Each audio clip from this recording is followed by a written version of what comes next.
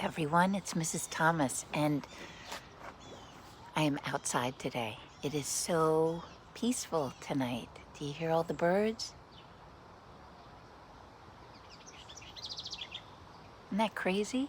So do you see that tall birdhouse? That was one of my presents for Mother's Day. How nice is that? Mr. Thomas found it for me, and he and Ian put the post in the ground and then put the birdhouse on top. I love that birdhouse.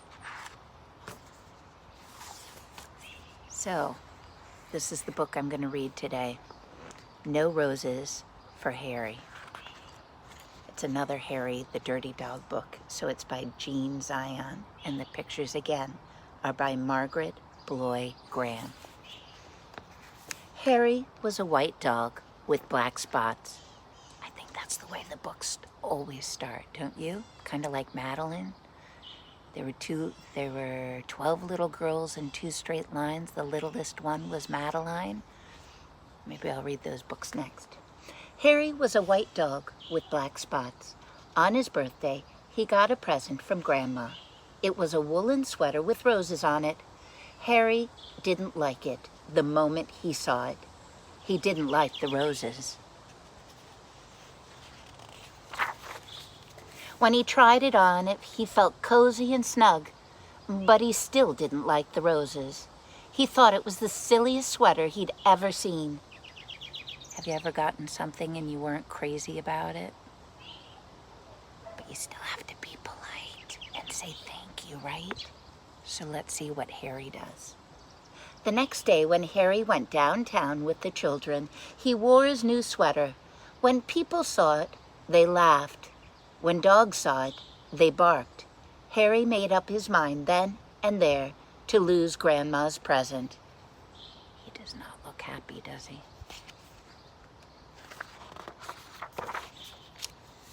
When they went into a big store to shop, the children took off his sweater and let him carry it. This was just what Harry wanted.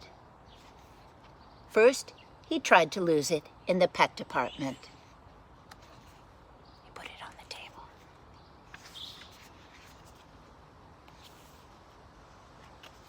Oops, Mrs. Thomas's fingers aren't working. But a man found it and gave it back. Then he tried to lose it in the grocery store. He put it under the cart.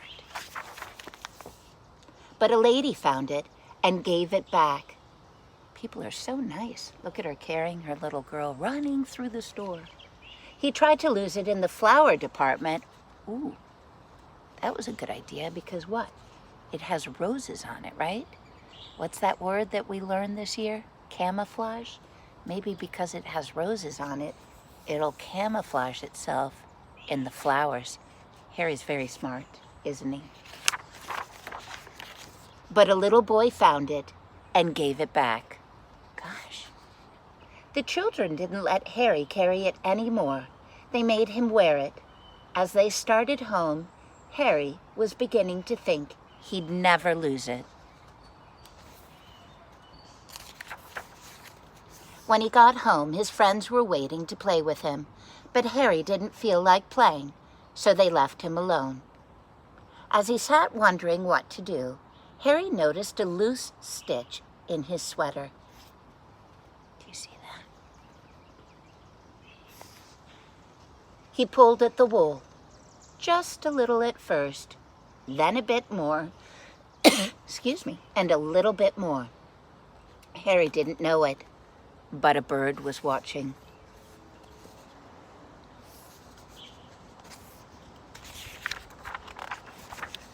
In a minute, Harry had pulled out quite a long piece of the wool.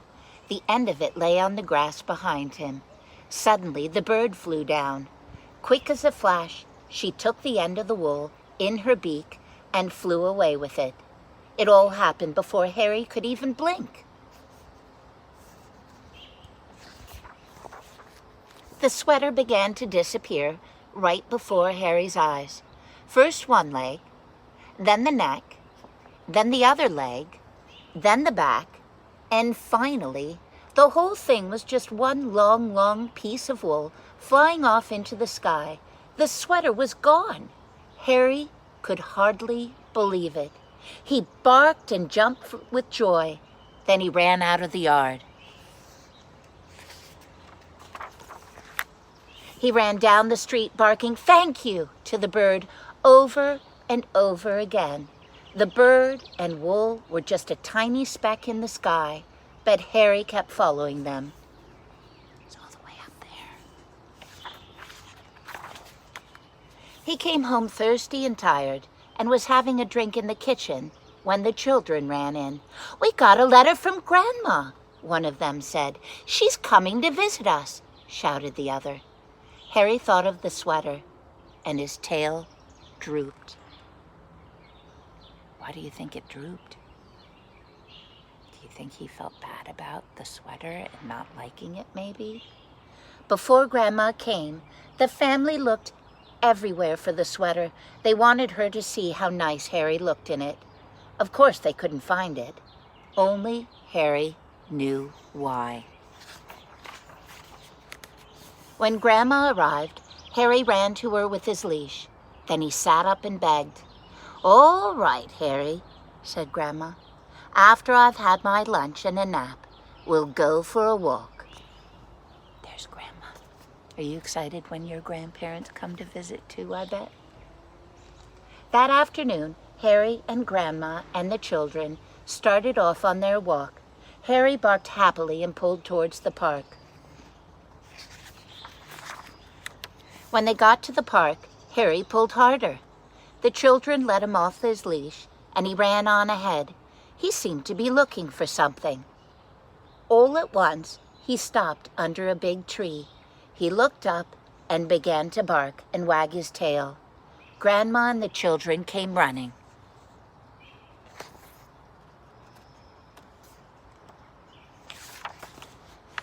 They got to the tree and looked up too. Suddenly, one of the children said, "I see a nest. It's made of wool," said the other, "and it's the very same color as Harry's sweater," they shouted together. "It is Harry's sweater," exclaimed Grandma. Just then a bird looked out of the nest. "Look, Grandma, look," shouted the children. Harry gave his sweater to a bird. "I wonder how he did that," said Grandma. The bird sang, and Harry wagged his tail even harder. We know how Harry did it, don't we? At Christmas, Harry got a present from Grandma. It was a new sweater.